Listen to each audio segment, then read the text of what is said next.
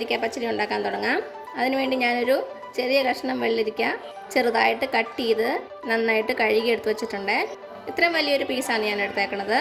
അതിൻ്റെ തൊലിയൊക്കെ കളഞ്ഞ് അകത്തെ വിത്തൊക്കെ കളഞ്ഞിട്ട് ചെറുതായിട്ട് കട്ട് ചെയ്ത് വെച്ചേക്കണത്. ഇനി ഇതിലേക്ക് നമുക്ക് കുറച്ച് ഉപ്പിട്ട് കൊടുക്കാം. ഇതിലേക്ക് ഇനി നമുക്ക് വെള്ളരിക്ക വേകാൻ ആവശ്യമായിട്ടുള്ള വെള്ളം ഒഴിച്ചു കൊടുക്കാം. ഞാനിപ്പോൾ ഇവിടെ 1 ഗ്ലാസ് വെള്ളം ഒഴിക്കുന്നുണ്ട്. ഇനി നമുക്ക് അടുപ്പത്ത് വെച്ച് നന്നായിട്ടൊന്ന് വേവിച്ചെടുക്കാം. ഇപ്പം നമ്മുടെ വെള്ളരിക്ക ഞാൻ അടുപ്പത്ത് വെച്ചിട്ടുണ്ട്. തീ ഒരു മീഡിയം ഫ്ലെയിമിൽ വെച്ചാൽ മതി. നമുക്ക് അടച്ചു വെച്ചിത് വേവിക്കാം. അപ്പോൾ ഇത് ഇവിടെ ഇരുന്ന് വേവട്ടെ. അപ്പോഴേക്കും നമുക്കിതിൻ്റെ അരപ്പ് റെഡിയാക്കി എടുക്കാം. അരപ്പ് തയ്യാറാക്കാൻ വേണ്ടി ഒരു മിക്സി ബൗളിലേക്ക് നമുക്ക് ഒരു 5 ടേബിൾ സ്പൂൺ തേങ്ങ ഇട്ട് കൊടുക്കാം. കുറച്ച് വെള്ളരിക്കയിൽ എടുത്തിട്ടുള്ളൂ, അപ്പോൾ കുറച്ച് തേങ്ങ മതി.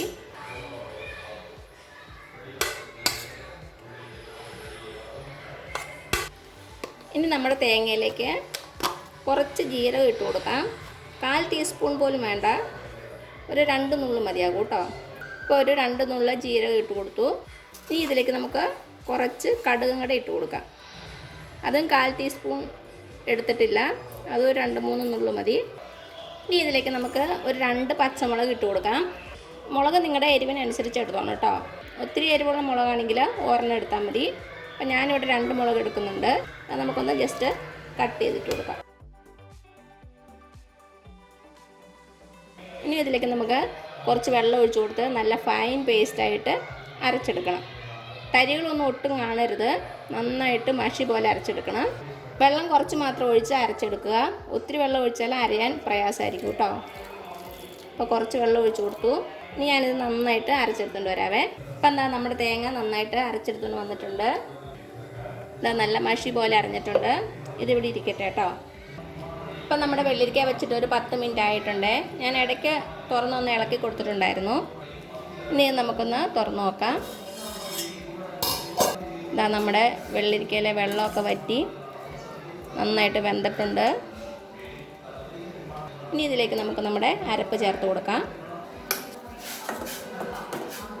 അരപ്പ് ചേർത്ത് കൊടുത്തിട്ട് നന്നായിട്ടൊന്ന് മിക്സ് ചെയ്ത് കൊടുക്കുക.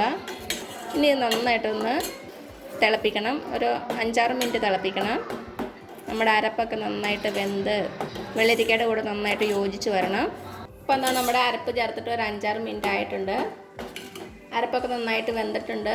വെള്ളമൊക്കെ ഒരുവിധം നന്നായിട്ട് വറ്റി. ഇനി ഇതിലേക്ക് നമുക്ക് തൈര് ഒഴിച്ച് കൊടുക്കാം. ഇപ്പോൾ ഞാനിവിടെ എടുത്തേക്കുന്നത് ഒരു 200 ഗ്രാം തൈരാണ്. അത് ഞാൻ മിക്സിയുടെ ബൗളിലിട്ട് ചെറുതായിട്ടൊന്ന് വിപ്പ് ചെയ്തെടുത്തേക്കുവാണേ. ഒത്തിരി അങ്ങ് മോര് പോലെ ആക്കരുത്, ജസ്റ്റ് ഒന്ന് 2-3 പ്രാവശ്യം വിപ്പ് ചെയ്തെടുത്താൽ മതി കേട്ടോ. 200 ഗ്രാം എന്ന് പറയുമ്പോൾ ഒരു 8-9 ടേബിൾ സ്പൂൺ തൈര് അത് ഇതിലേക്ക് ഒഴിച്ചു കൊടുക്കാം.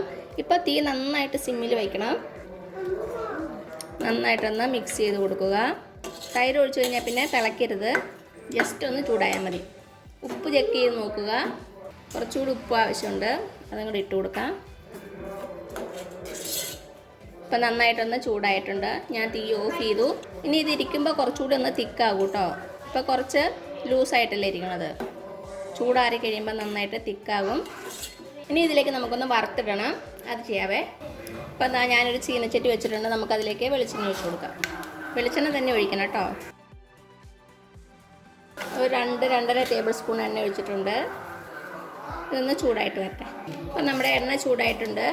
ഇതിലേക്ക് ഒരു 1/2 ടീസ്പൂൺ കടുക് ഇട്ട് കൊടുക്കാം.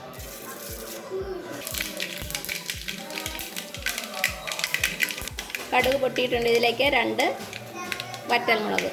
ഇനി ഇതിലേക്ക് കുറച്ച് കറിവേപ്പില കൂടെ ഇട്ട് കൊടുക്കാം.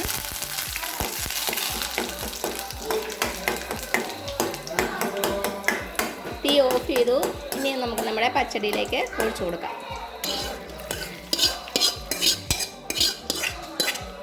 ഇനി നന്നായിട്ടൊന്ന് ഇളക്കി കൊടുക്കുക.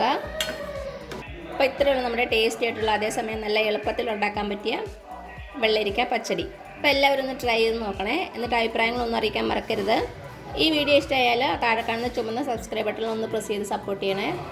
അപ്പോൾ അതിന് തൊട്ടടുത്തൊരു ബെല്ലൈക്കൺ വരും, അതും കൂടെ പ്രസ് ചെയ്ത് ഓൾ എന്നുള്ള ഓപ്ഷൻ കൊടുക്കുക. ഇനി പുതിയൊരു റെസിപ്പി ആയിട്ട് വരുന്നവരേക്കും thank you so much. By.